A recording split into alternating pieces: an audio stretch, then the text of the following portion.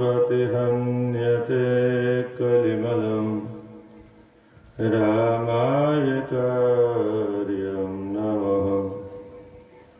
रामात्मस्य कालभीमभुजगुं रामस्य सर्वं वशे। रामे भक्तिरखण्डिता भवतु मे रामत्वमेव श्रयः। माता रामो मत्पिता रामचन्द्रः स्वामी रामो मत्सखा रामचन्द्रः। सर्वस्वं मे रामचन्द्रो दयालु नान्यं जाने नैव जाने न जाने। यत्र यत्र रघुनाथकीर्तनं तत्र तत्र कृतमस्तकाञ्जलिं बाष्पवारि परिपूर्णलोचनं मारुतिं नमत राक्षसान्तकम्। हरे राम हरे राम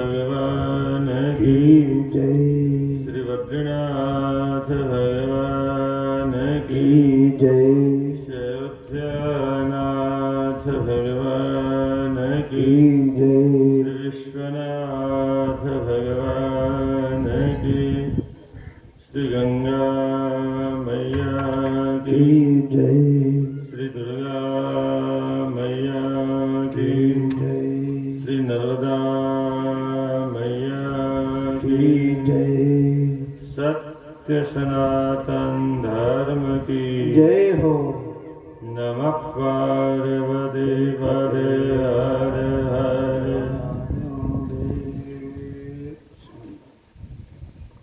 भगवान की अहेतु की कृपा से प्राप्त इस मनुष्य शरीर का सत्योग करते हुए हम आप भगवान की रश्मि कथाओं के माध्यम से इस विकराल कराल कलिकाल की समस्याओं का समाधान खोजने का प्रयास कर रहे हैं। मर्यादा पुरुषोत्तम भगवान श्री राघवेंद्र सरकार ने जो अवतार लिया उसका एकमात्र उद्देश्य मानव जीवन की जन्म से लेकर मृत्यु पर्यंत प्रत्येक मर्यादाओं की स्थापना। मानव धर्म क्या है, इसकी स्थापना करना। और इसलिए प्रत्येक भगवान की क्रियाओं के माध्यम से मानव जीवन की प्रत्येक समस्याओं का समाधान हमें उपलब्ध होता है अगर हम ध्यान से पढ़ें। कल आपने भगवान राघवेंद्र सरकार और भगवती पराम्बा जगत जननी मां सीता जी के विवाह का प्रसंग श्रवण किया।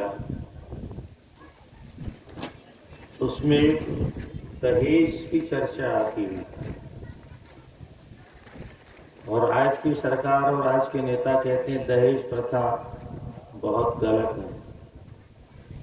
आज जिस प्रथा को हमने विकृत कर दिया इसलिए वो हमें गलत लगती है। ये दहेज प्रथा थी क्या?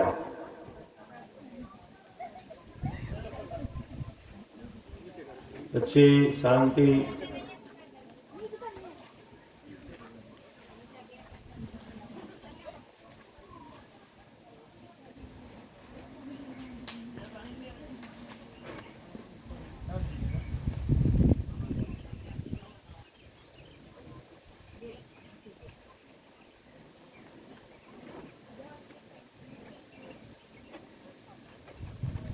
सैतालीस के बाद में एक कानून बना, वो केवल एक व्यक्ति की अपने परिवार की प्रॉपर्टी के कारण कानून बना। कोई पुत्र न होने के कारण हमारी संपत्ति भाई भतीजे न खा जाए इसलिए कानून, बड़ा अटपटा कानून बना। पिता की संपत्ति में बेटी का भी अधिकार है। अरे हमारे पूर्वजों ने तो पहले से ही अधिकार दे रखा। ये जो दहेज प्रथा है ये बेटी का हिस्सा ही है घर में। जब कन्या विदा होती तो उसका जो हिस्सा आज तक इकट्ठा हुआ सब उसको दे दिया जाता। और इसके बाद में भी संबंध खत्म नहीं हो गया। जब भी कन्या आएगी कुछ न कुछ उसको भेंट उपहार प्रदान किया जाएगा। क्या है ये उसका हिस्सा है घर में। बालक होगा तो छूछक दिया जाएगा, बाद में विवाह होगा तो भात दिया जाएगा। क्या है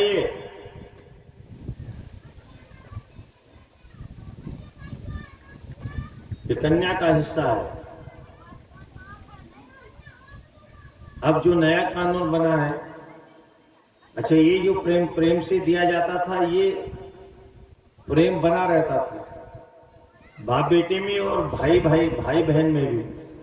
अब जो कानून बना है वो इतना गलत बना है, अगर कोई बहन संपत्ति में हक मांग ले तो संबंध खत्म, भाई बहन का संबंध समाप्त, बाप बेटी का संबंध समाप्त। अरे हमारे यहाँ जो परंपरा बनाई थी उसका तुम विरोध करते हो।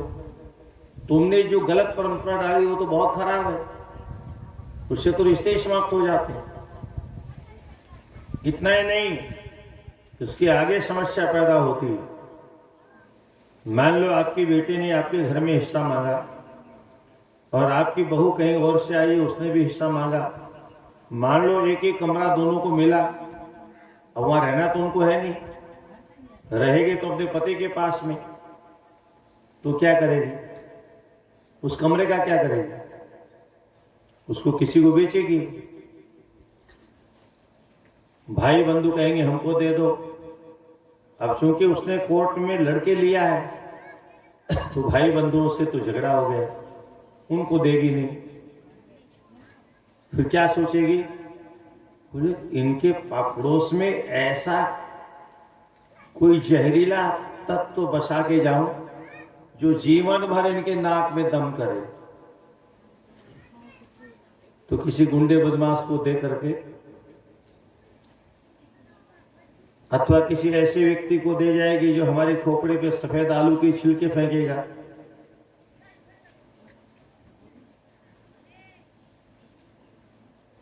हमारे ऋषि महर्षि और हमारी प्राचीन सनातन परंपरा, उसमें किसी कोने में कोई दोष है ही नहीं। हम चूंकि रहस्यों को नहीं जानते, इसलिए शास्त्रों की परंपराओं में हमें दोष दिखाई देता है। और हम छोटी सी बुद्धि से जो कानून बनाते हैं, हमारी बुद्धि कितनी है, इस सृष्टि बनाने वाले की बुद्धि कितनी है, जिसने इतना बड़ा भूमंडल बनाया, इतनी बड़ी धरती को पानी पर ठहराया, कितना वजन है धरती पर, कितने पहाड़ हैं, कितनी नदियां हैं, कितने समुद्र, सब पानी पर ठहरी हुई। इतना बड़ा सूर्य, चंद्रमा, अग्नि, जल, वायु, श्वास लेने के लिए जिसने बनाई, वो कम बुद्धिमान है। वेद उस परमात्मा के बनाए हुए नियम है, उन नियमों का हम विरोध करते हैं। और हम 2 कौड़ी की बुद्धि वाले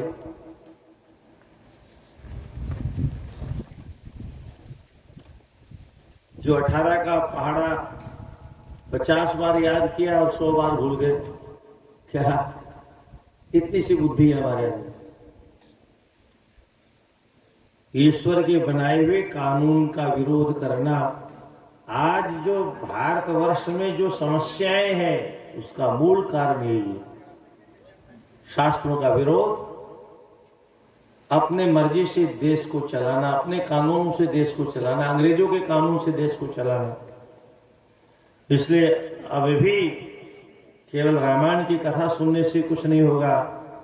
एक एक अक्षर को सावधानी से पढ़िए, समझिए, और उसमें हमारे लिए क्या निर्देश है, क्या आदेश है, क्या उपदेश है, उसका पालन करिए। जीवन में कोई समस्या आएगी नहीं।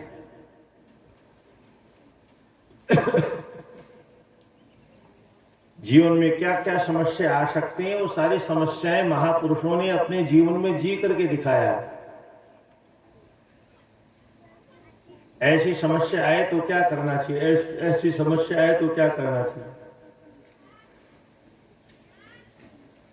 दशरथ जी ने राम को राजगद्दी पर बैठाने का विचार किया। क्यों किया? तुलसीदास जी संकेत करते हैं, राय स्वभाय मुकुर कर लीन्हा, वदन बिलो के मुकुट सम कीन्हा, श्रवण समीप भय सितु केशा, मनहु जरठ पन अस उपदेशा।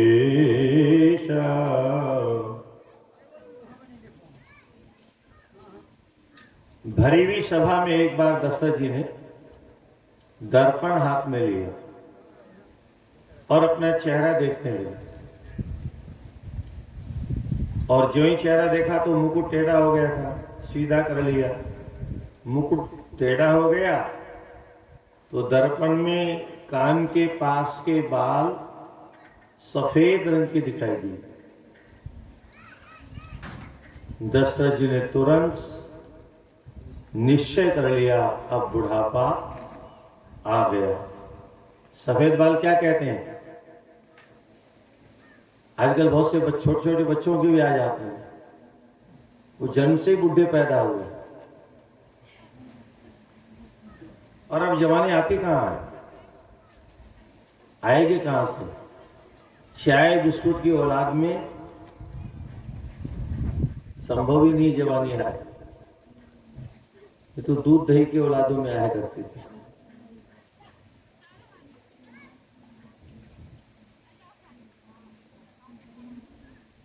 कानों के पास बाल सफेद हो गए, मनहु जरठपन अश उपदेशा, वृद्धावस्था आ गई। इसका तात्पर्य क्या है? अब मुझे राम को अर्थात अपने सुपुत्र को जो सब तरह से योग्य है उसको युवराज पद पर बैठा दे, सारा काम वो संभाल।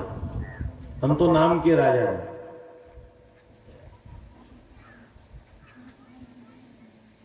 और ऐसा निश्चय करके सारे मंत्रिमंडल को बुलाते हैं। अच्छा, हमारा मुकुट सीधा है कि टेढ़ा है, कैसे पता चलेगा? हमारे महात्मा लोग कहते हैं, घर का मालिक घर में आए तो सब लोग उसके पैरों की आवाज सुन करके सावधान हो जाए, तो समझ लेना हमारी अभी घर में चल रही है। घर में आते ही कोई बहू चाय ला रही, कोई पानी ला रही, तो समझना हमारे घर में चल रही। घर में कोई हल्ला गुल्ला हो रहा और हमारे घर में घुसते ही शांत हो जाए सब, समझना हमारे घर में चल रही है। और हम घर में आ गए और लोग लड़ रहे हैं, झगड़ रहे हैं, हमारे तरफ कोई देख ही नहीं रहा, और हम कह रहे हैं चुप हो जाओ, तो कोई सुन नहीं रहा।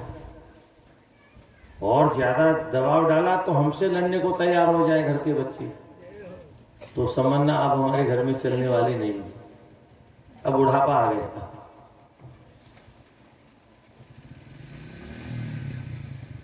दशरथ जी ने निर्णय किया, गुरुदेव को बुलाया और कहा, गुरुदेव नाथ राम करिए युवराजू, कही कृपा करिए समाजू। मेरा मन करता है मेरे रहते रहते मेरे सामने में राम को युवराज पद पर अभिषिक्त कर दूं। मंत्रिमंडल के सामने प्रस्ताव रखा। सबने कहा, महाराज ये तो आपने बहुत अच्छा विचार किया। और फिर राम के गुणों की व्याख्या करना शुरू कर दिया प्रजाजनों ने। दशरथ जी ने कहा, आप लोग एक बात बताओ, मैंने राम का नाम लिया और आपने तुरंत हाँ कर ली, इसका मतलब मेरे राज्य में कोई कमी है क्या? आपको कोई तकलीफ मेरे राज्य में हुई कि आपने तुरंत राम का प्रस्ताव स्वीकार कर लिया? मंत्रिमंडल और प्रजाजनों ने कहा, महाराज ऐसी बात नहीं है, आपके राज्य में हम सब आनंद पूर्वक रहे, पर राम के गुण ही ऐसे हैं। राम में जैसे गुण है आपके पूरे सूर्यवंश से लेकर के आज तक किसी भी राजा में नहीं। जब भी परिवार में हमारे कोई समस्या आती है, राम हमारे घर पर खड़े दिखाई देते हैं। हर संकट में, हर कष्ट में, हर दुख में, हर सुख में हमेशा राम प्रत्येक व्यक्ति के घर में रहे। ये छोटी सी अवस्था में जब राम का इतना अच्छा स्वभाव है, नेताओं को ये सब पढ़ना चाहिए। राजा का क्या दायित्व होता है, राजकुमार का क्या दायित्व होता है। केवल 5 वर्ष बाद में शकल दिखाने आते हैं वो नेता ठीक नहीं होते।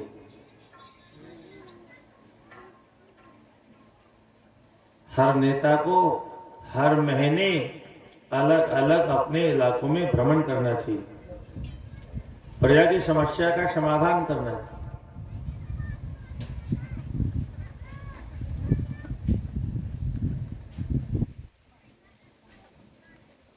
निश्चय हो गया।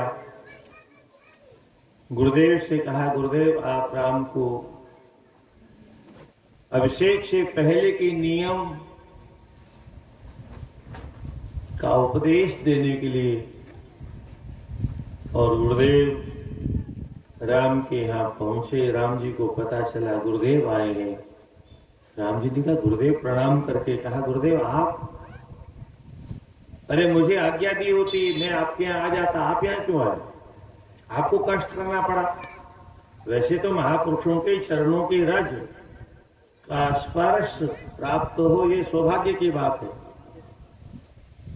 सेवक सदन स्वामी आगमनु, मंगल मूल अमंगल दमनु। सेवक के घर में स्वामी आए, सारे अमंगल नष्ट हो जाते हैं। महापुरुषों का आगमन सभी प्रकार के दोषों को दूर करने की सामर्थ्य रखता है। महापुरुषों की शरण धूली, हमारे यहाँ तो व्यास जी यहाँ तक कहते हैं, व्यालालय धुमावेते अखिल संपदा। वो घर तो घर ही नहीं है। कौन से घर? जिन घरों में महापुरुषों की चरणों की रज नहीं पहुंची, वो तो सर्पों के रहने के लिए बिल है, उनको घर नहीं कहा गया। राधे, वो घरों में रहने की, वो सांपों के रहने की बिल है, वहां सांप रहते हैं।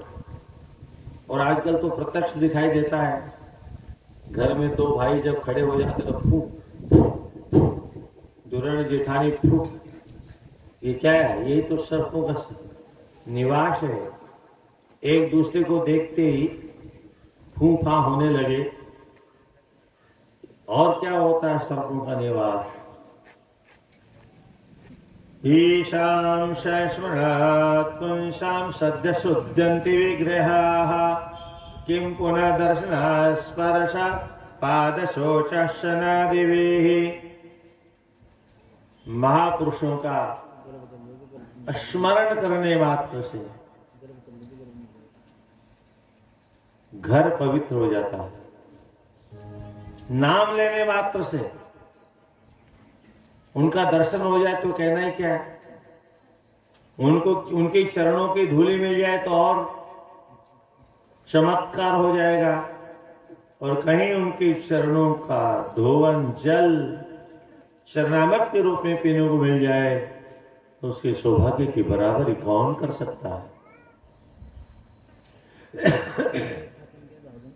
ऐसे आप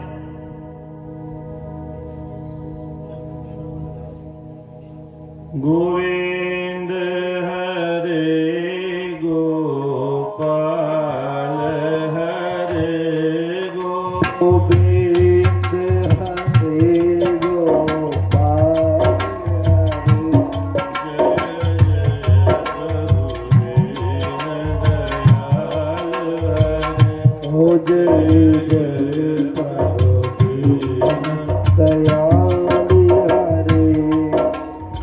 भगवान का भजन करते करते ये शक्ति कहां से आती है महापुरुषों में?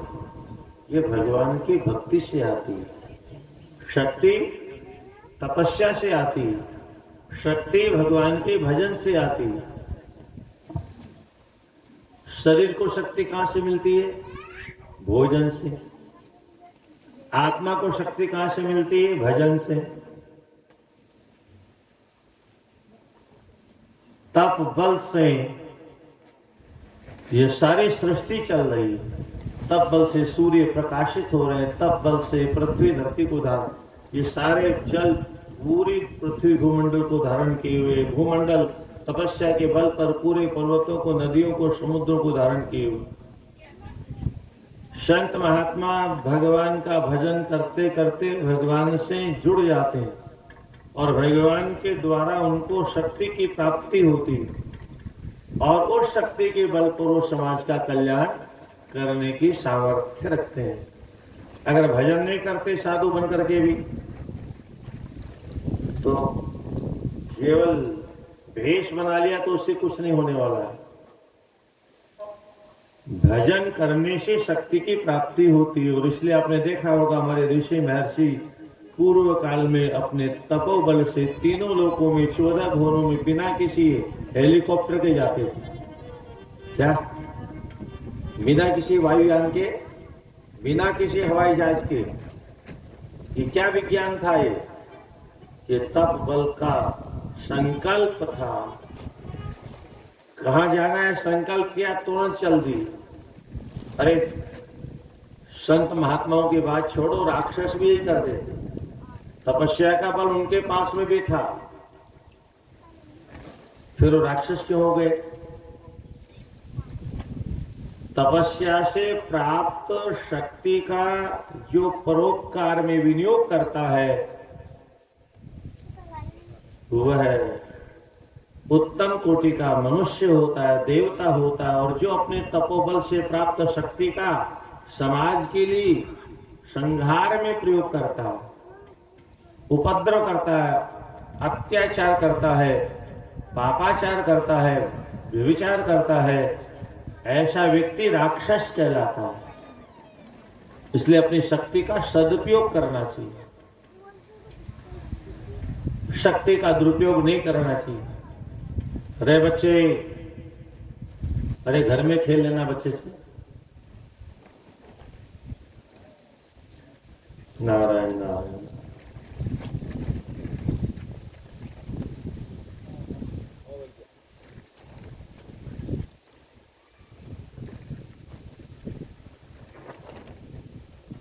गुरुदेव ने नियम बताए, धरती पर शयन करना है और उपवास करना है। ये तो गद्दी पर बैठने के पहले के नियम है। राजा को कितनी तपस्या करनी है आपने सुना होगा। पुराने जमाने में राजा रात्रि में सोते भी नहीं थे, भ्रमण करते थे,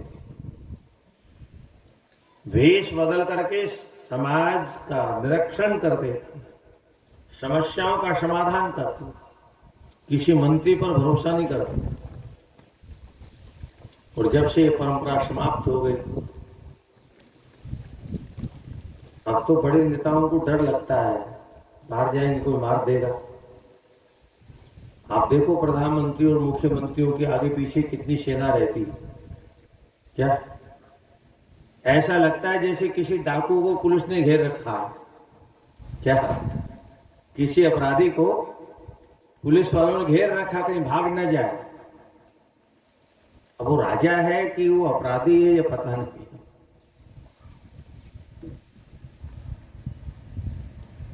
बहुत से लोग तो लाल किले से जो 15 अगस्त को भाषण देते हैं वो भी बुलेट प्रूफ शीशे के भीतर से देते हैं। खुले मैदान में इनको भाषण देने में इस देश के प्रधानमंत्री को डर लगता। जिसे जो स्वयं डर रहा हो वो हमारा डर कैसे निकालेगा? जो स्वयं भयभीत हो, आप कल्पना करो उसका शासन कैसा है। जिस देश के नेता इतने डरते हो, इस देश की आधी पुलिस तो नेताओं की सेवा में लगी हुई है। जनता का जो हो सो होता रहेगा।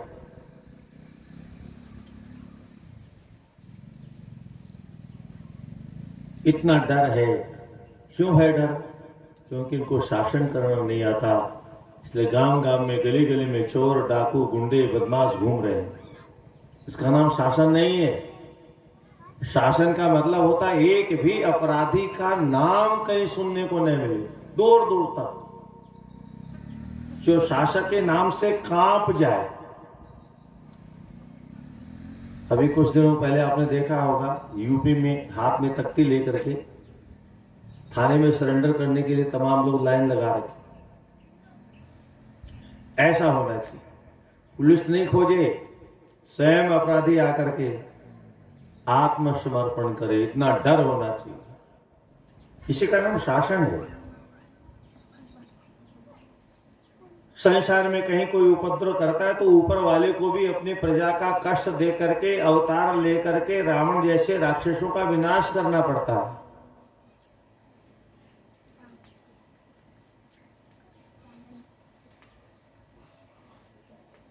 राम जी को समझा करके गुरुदेव तो चले गए। अब राम जी क्या विचार करते हैं इसको सुनिए आप। जन्मे एक संग सब भाई, भोजन शयन केल लरिकाई, कर्ण वेद उपवीत विवाह, संग संग सब भय उछाह, विमल वंश यह अनुचित एको, बंधु विहाय बढ़े अभिषेक। हम 4 भाई, एक साथ हमारा जन्म हुआ, एक साथ खेले कूदे बड़े हुए, एक साथ सारे यज्ञोपवीत संस्कार, नामकरण संस्कार, विवाह संस्कार भी साथ साथ हुए। ये बड़े भाई को राजा क्यों, छोटे भाई को क्यों नहीं? बड़ा भाई कैसा होना चाहिए? ऐसा होना चाहिए। ये तो बहुत अच्छी बात नहीं है। या तो सबको राजा बनाना का अवसर मिलना चाहिए, अथवा एक ही को क्यों? और विशेष करके भरत के बारे में सोच रहे, भरत तो यहां है ही नहीं। बिना भरत के कैसा होगा? अयोध्या में बंधनवार बन गए, बाजे बजने लगे, उत्सव होने लग गए। कैकेयी की एक दासी थी मंथरा। अच्छा, आपके गांव में कोई मंथरा है कि नहीं? राधे राधे। नहीं मालूम? मंथरा का काम क्या है? मंथरा का मतलब केवल महिलाएं नहीं होती, पुरुष भी मंथरागिरी करते हैं।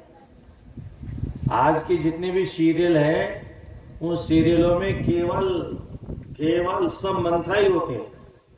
सब एक दूसरे को बर्बाद करने में लगे रहते हैं, और उनको देख करके हमारे घर बिगड़ रहे हैं।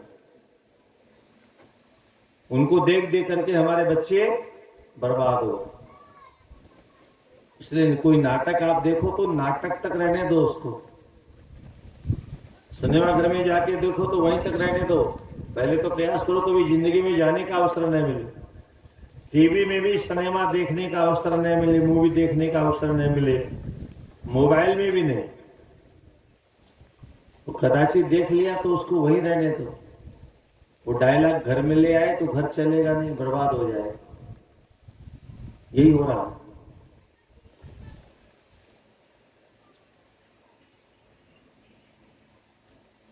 मंथरा जैसे जो लोग होते हैं, उनको दूसरे का सुख, दूसरे की उन्नति, दूसरे की तरक्की अच्छी नहीं लगती। वो दूसरे की उन्नति को देख करके जल भुन जाते हैं। ऐसे लोग मंथरा प्रवृत्ति के होते हैं। इसके घर में इसका इतना बड़ा घर बन गया, हे भगवान, ये मट्टी में कैसे मिले हैं? ये बर्बाद कैसे हो?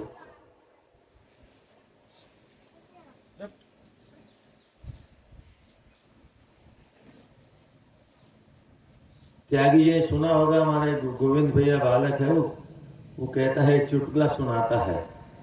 बोले किसी गांव में कोई मोटरसाइकिल लेके आया परिवार अपने बच्चे के लिए, तो पड़ोसी के सामने जाकर के उसने व्र व्र व्र किया, तो उसके कलेजे में आग लग गई बगल वाले के घर में। और अपने पति से कहती है, जी मेरे बेटे को लाके दो। जब तक बगल वाले के घर में जाके धुआं नहीं निकालेगा, तब तक मेरे कलेजे में शांति नहीं पड़ेगी। वो कहता है, अभी तो 14 वर्ष का हुआ है, अभी तो गवर्नमेंट की तरफ से भी चलाने का अधिकार नहीं है। बोले जो भी हुआ है, जब तक धुआं नहीं निकालेगा बगल के घर में जाके, तब तक मुझे शांति है। वो पीछे पड़ करके शाम मोटरसाइकिल मंगवा ली, और एक दिन धुआं निकालने कहा, जाओ उसके घर के सामने धुआं निकाल के आओ। वो धुआं निकालने गया, स्वयं धुआं बन गया। अब रो रही है, हाय मेरा बेटा मर गया, हाय मेरा बेटा मर गया। दूसरे के सुख को देख करके जो जलन है। अच्छा, दूसरे घर में आग हमने लगाई और हवा का एक झोंका हमारे घर में आ गया, और एक छोटी सी चिंगारी हमारे घर में पहुंच गई, तो हमारा घर बचेगा?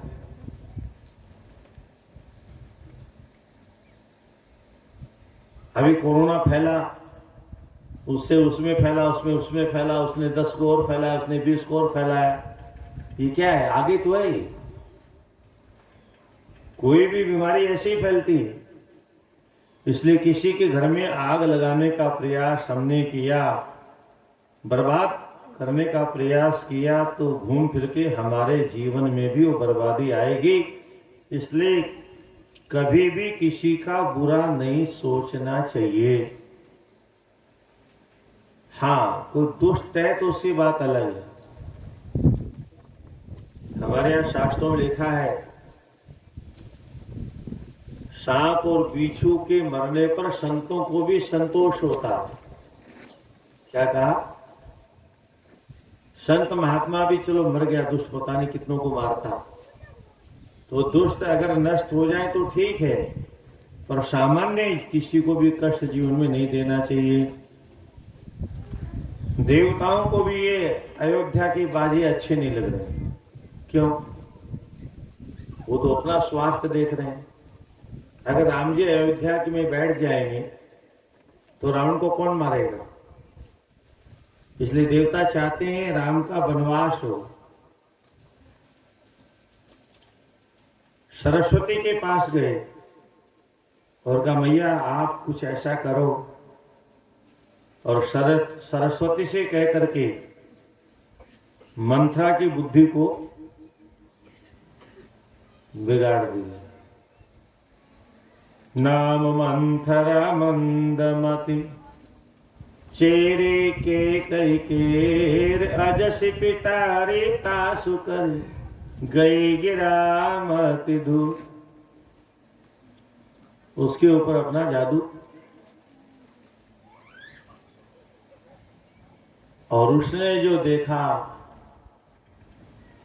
छत पर जाकर के क्या हो रहा है सब। कौशल्या जी दरवाजे पर दान पुण्य कर रही थी।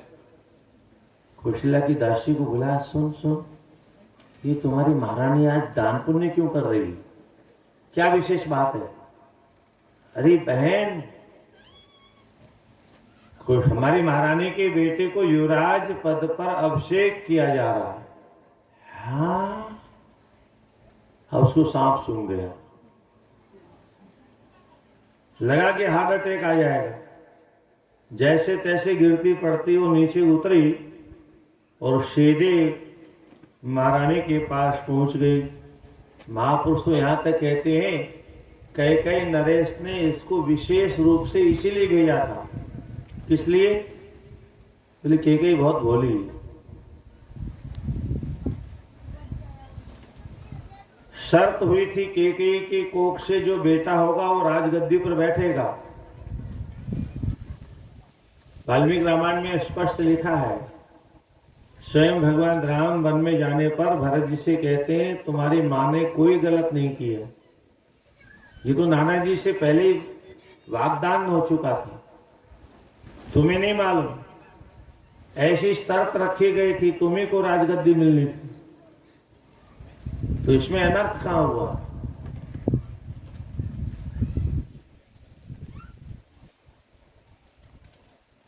कैकेयी भूल जाएगी, भूली है, और जब कैकेयी भूल जाए तो मंथरा तुम्हारा काम है क्या? कैकेयी को याद दिला करके कैकेयी को सही मार्ग पर चलने का काम तुम्हारा। तो मंथरा इसीलिए साथ में लगी रहती। कुछ महापुरुष तो कहते हैं ये अयोध्या का भोजन भी नहीं करती थी, पानी भी नहीं पीती, वहीं से इसका राशन आता था। अयोध्या का भोजन कर लेगी तो बुद्धि सुधर जाएगी। हाँ, जैसा खाए अन्न वैसा हो, जैसा पीवे पानी वैसी बोले बानी। वो पीने वाले कैसे बोलते हैं? पानी तो है वो, पानी पी करके फिर कैसा गाली गलौज करते हैं। जैसा खाए अन्न, आजकल तो अन्न की महिमा लोगों ने बर्बाद वो नष्ट कर दी। सब कोई महिमा रहे ही नहीं अन्न की।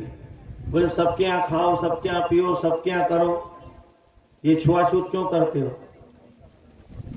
कोरोना में सारे होटल बंद हो गए, क्यों? बोले किसी का खाना नहीं। हमारे ऋषि महर्षि पहले से योजना बना गए, भोजन शुद्ध होना चाहिए। भोजन शुद्ध होगा तो इंद्रियां शुद्ध होगी, शरीर शुद्ध होगा, मन शुद्ध होगा, बुद्धि शुद्ध होगी, और तब हमारे विचार शुद्ध होंगे, तब हमारे कर्म शुद्ध होंगे। भोजन अगर दूषित है, आपको क्या पता ये शरीर किससे बनता है? भोजन से तो बनता है। भोजन से ही इंद्रियां बनती, भोजन से ही मन का निर्माण होता है, भोजन से ही बुद्धि का निर्माण होता है। 10 दिन भोजन नहीं मिले फिर देखो है? शक्ति किसकी है हमारे शरीर के अंदर? अन्न की। किसकी शक्ति है? अन्न से रस बनता है, खून बनता है, उससे मांस मज्जा बनता है, फिर हड्डियां बनती है, फिर रज और वीर्य बनता है। सारा काम तो अन्न का है। इसलिए हमारे पूर्वजों ने अन्न की शुद्धि पर बहुत ध्यान दिया, उसके बाद में पानी की शुद्धि पर ध्यान दिया। अब आजकल शराब पीते हैं। शराब का मतलब क्या होता मालूम है? शराब, अर्थ नहीं मालूम क्या है? शराब में 2 शब्द हैं, शरा और आप मानी जल। सड़ा हुआ जल। क्या? शराब का अर्थ क्या हुआ? सड़ा हुआ पानी, आप मानी जल होता है। भगवान ने शुद्ध पानी बहुत दिया है, सड़ा हुआ पानी क्यों पीते हो? क्या बुद्धि सड़ गई है? शुद्ध जल भगवान ने दिया है, पर लोग शुद्ध जल को नहीं पीते, सड़ा हुआ जल पीते। और सड़ा जल पीने के बाद में क्या होता है? नाली में गिर जाते हैं। तो जब नाली में गिर जाते हैं तो थोड़ा सा कुत्ता पिला जाता है, टांग उठा करके धीरे से, बोले इसका स्वाद भी ले लो। क्या दुर्गति है! अपने पैसे का दुरुपयोग करना। मेहनत से 2 पैसा कमाता है इंसान, और उसके बाद में देखा देखी उस सिनेमा वालों ने सिखा दिया पीना चाहिए, पीने लग गए। मंथरा ने जाकर के केके से कहा, अरे कुछ तुमने सुना? बोले क्या? तो तुम्हें कुछ पता नहीं अयोध्या में क्या हो रहा? मुझे तो कुछ पता नहीं। तो झूठ बोलती है। 15 दिन से उस अयोध्या में घर घर में उत्सव मनाया जा रहा है, तुम्हें आज तक पता नहीं? इसका मतलब तुम्हारे पति तुमसे बहुत बड़ा छल कर रहे हैं। कौशल्या तुम्हारे साथ बहुत बड़ा छल कर रही है। रोने लग गई। केके ने पूछा, दीन लखन सिख अशमन मोरे, क्या आज फिर लक्ष्मण ने तुमको 2-4 चाटे लगा दिए? और कोई नहीं बोलता था, सब डरते थे उससे, क्योंकि केके की बहुत प्यारी दासी थी।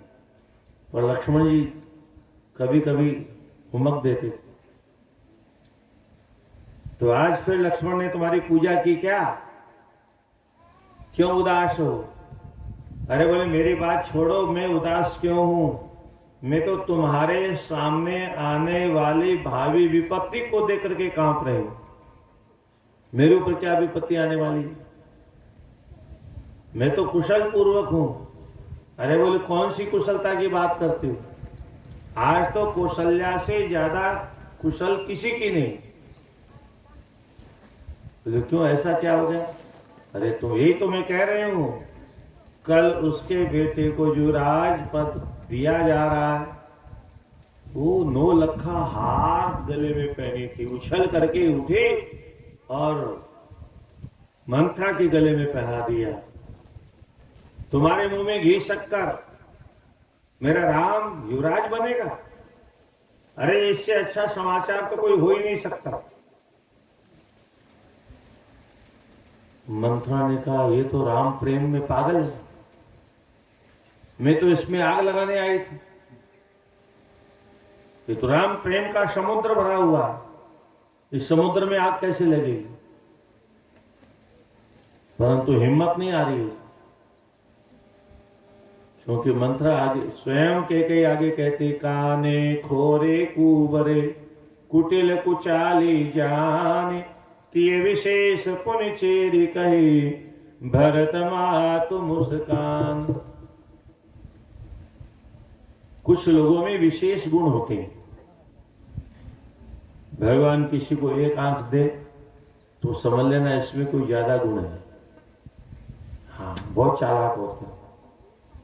जो पैर एक नहीं हो तो वो भी बहुत तेज होते हैं। कुबड़ होता है वो भी बहुत चालाक होते हैं। कुछ अंग में कमी है तो निश्चित ही उसके अंदर कोई विशेष गुण है। किसी की आंख भूरी भूरी है तो बहुत विचित्र होता है।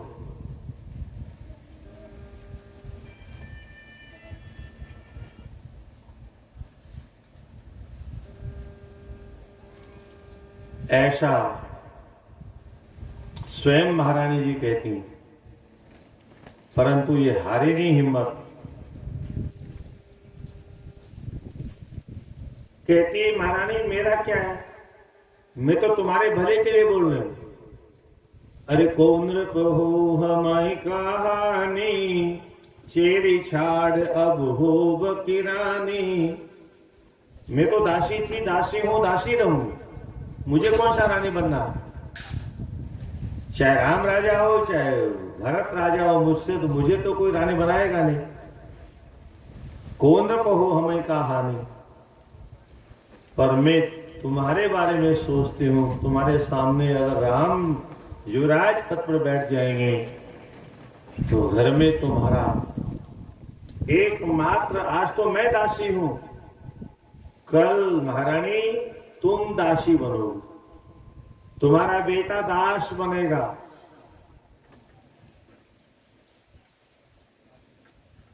कहती है ये व्यर्थ की बातें क्यों करती हो। मैंने परीक्षा करके देखा है, मैं करी प्रेम परीक्षा देखी, मोह पर करही स्नेह विशेखी। राम उससे बहुत प्रेम करते हैं, मैंने परीक्षा करके देखा। और ये शब्द जो उसने सुना तो उसको पकड़ आ गई बीमारी। कहीं न कहीं कोई कीटाणु उसमें भी है, कोरोना था। इस शब्द में पकड़ लिया। मैंने परीक्षा ली। कोई परीक्षा कब लेता है, जब संदेह होता है। बिना संदेह के किसी की परीक्षा कोई लेता नहीं। अवश्य ही महारानी को कभी संदेह हुआ होगा, तब इसने परीक्षा ली हो। तब कहती महारानी आप ठीक कहती, रहे प्रथम अब ते दिन बीते, समय चुके पुनि होए प्रीते। समय बीतने के साथ साथ में कब कोई मित्र दुश्मन बन जाए, कब दुश्मन मित्र बन जाए, कुछ नहीं कहा जा सकता। देखो सूर्य भगवान जब निकलते हैं तो कमल खिलते हैं, पर वही सूर्य अगर जल समाप्त हो जाए तो कमल के फूलों को जला करके राख बना देता। इसलिए तुम्हारी जड़ को उखाड़ना चाहती है कौशल्या, और मौका पाकर के उसने ऐसी योजना बनाई, और तुमको अभी भी विश्वास नहीं है। बोले हम सब माताओं पर राम बराबर प्रेम करते हैं। आज राम राजा है, कोई चिंता की बात नहीं। बड़ा भाई है, बड़े भाई को राजा के पद पर बैठने का अधिकार है।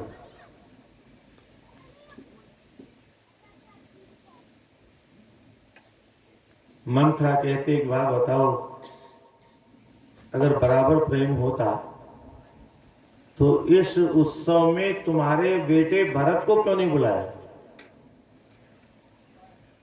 इसका उत्तर दो। तुम्हारी सोच कौशल्या बहुत चालाक है। उसने पहले तो भरत को ननिहाल भेज दिया, शत्रुघ्न को ननिहाल भेज दिया, और पीछे से योजना बना करके कान भर करके महाराज दशरथ के, तुम जानते हो कि दशरथ तुम्हारे गुलाम है। बड़ी महारानी ने मौका पा करके चौका लगा दिया तुम्हारे भविष्य पर, और इसलिए भरत को बुलाया तक नहीं। हाँ, भरत को नहीं बुलाया, ये बात कही को चुप गई। मंत्रा कहती तो ठीक है, कम से कम इतना बड़ा उत्सव है, भरत को तो बुलाना चाहिए। अब कहती है मंत्रा, अब क्या तुम्हारी बात कुछ समझ में आती है? मैं भी रात में सपना देखती हूँ, मुझे बहुत डरावने सपने आते हैं। लगता है तुम्हारी बात सत्य है, भरत को नहीं बुलाया। अब एक बात बताओ, एक रात बची, इस एक रात में क्या किया जा सकता है? ज्यादा समय नहीं है हमारे पास में, केवल रात भर का समय है। अब तो कुछ किया भी नहीं जा सकता। अरे बोले कैसी बात करती हो, एक क्षण में तो प्रलय हो जाती है, हमारे पास तो रात भर का समय है, बहुत कुछ किया जा सकता है। बोले मेरे समझ में तो एक भी उपाय नहीं आ रहा है, तुम्हारे पास कोई उपाय है? अरे बोले महारानी, आपने ही मुझे बताया था, एक बार शम्रासुर के साथ युद्ध करते समय महाराज बेहोश हो गए थे, आपने रथ दूर ले जाकर के महाराज की जीवन की रक्षा की थी। महाराज जब सचेत हुए, होश में आए, तो अपने आप को एकांत में देखा, सुरक्षित देखा, पूछा रथ यहां कौन लाया? महाराज मैं लाई। अरे तुमने मेरे प्राणों की रक्षा की, जाओ तुमको मैं 2 वरदान देता हूं। कहने का मुझे वरदान की क्या जरूरत है? हाँ, आप मेरे वरदानों को रख लीजिए, ऋण के रूप में, उधार के रूप में रख लीजिए, जब जरूरत हो तो मांग लूं। वो 2 वरदान आज भी महाराज के पास में सुरक्षित हैं, और इसलिए 2 वरदान मांग लो। कह दौड़ने लगी, अभी जाके मांगती। बोले कहां जा रही हो, पागल हो, ऐसे मिलेगा? बोले फिर कैसे मांगो? बोले ऐसे नहीं मिलेगा। को भवन में जाओ। को भवन में जाने लगी। बोले ऐसे कैसे जा रही हो, ऐसे नहीं मिलेगा। बोले फिर कैसे जाओ? बोले पहले ये अपने सुंदर वस्त्र उतार दो, मैले कुचेले कपड़े पहनो। बोले ठीक है, मैले कुचेले पहन लो। जाने लगी। बोले रुको, ऐसे नहीं मिलेगा, बहुत नाटक करना पड़ेगा, छल कपट करना पड़ेगा। महाराज तुमको बड़े बड़े इनाम देने की बात करेंगे, उनके झांसे में आना नहीं। बोले ठीक है, फिर जाने लगे। बोले सुनो, ऐसे नहीं मिलेगा। बोले फिर? बोले जब तक राम की सौगंध नहीं खाए तब तक वरदान नहीं मांगो।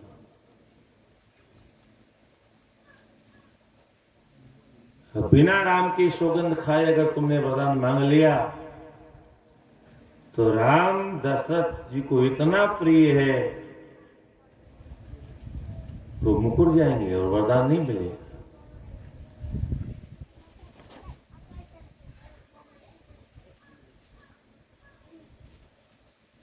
ठीक है, कहती है कुछ भी हो जाए, अब तो मैं भरत को राज गद्दी पर बैठा के मानू, और अगर ऐसा नहीं हुआ तो नेहर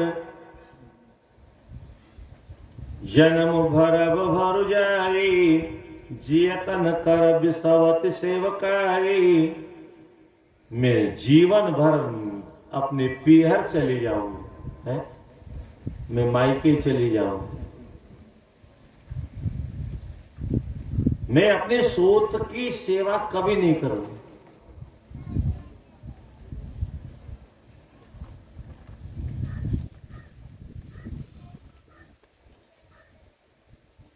जब जाने लगी तो बोले सुनो,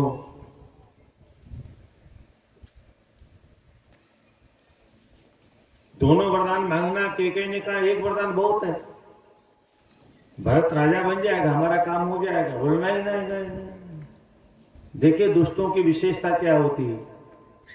हमारा काम बने ये अच्छी बात है। कोई भी व्यक्ति अपने काम के लिए कार्य करे, तब हम अपने काम के लिए करते हैं। हमारा काम बने इसमें कोई बुरी बात नहीं, पर पड़ोसी का काम बिगड़ जाए ये बुरी बात है। हमारा बेटा आगे बढ़े और पड़ोसी का बेटा बर्बाद हो जाए ये गलत बात है। हमारी तरक्की हो, हमारा विकास हो, अच्छी बात है, पर पड़ोसी नष्ट हो जाए ये गलत बात है। पर दुष्ट क्या करते हैं, उनका सिद्धांत है हमारा भला हो ये तो अच्छी बात है, पर कदाचित हमारा भला नहीं भी हो तो कोई बात नहीं, पड़ोसी का बुरा अवश्य होना चाहिए। पड़ोसी का बुरा अवश्य होना चाहिए। ये जब रोएंगे तो हमको आनंद आ जाएगा।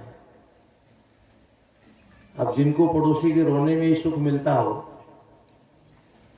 ऐसे लोगों के लिए हमारे महात्मा लोग कहते हैं हमने अपने सुख और दुख की चाबी पड़ोसी के हाथ में दे रखी। पड़ोसी ऐसे घुमा दे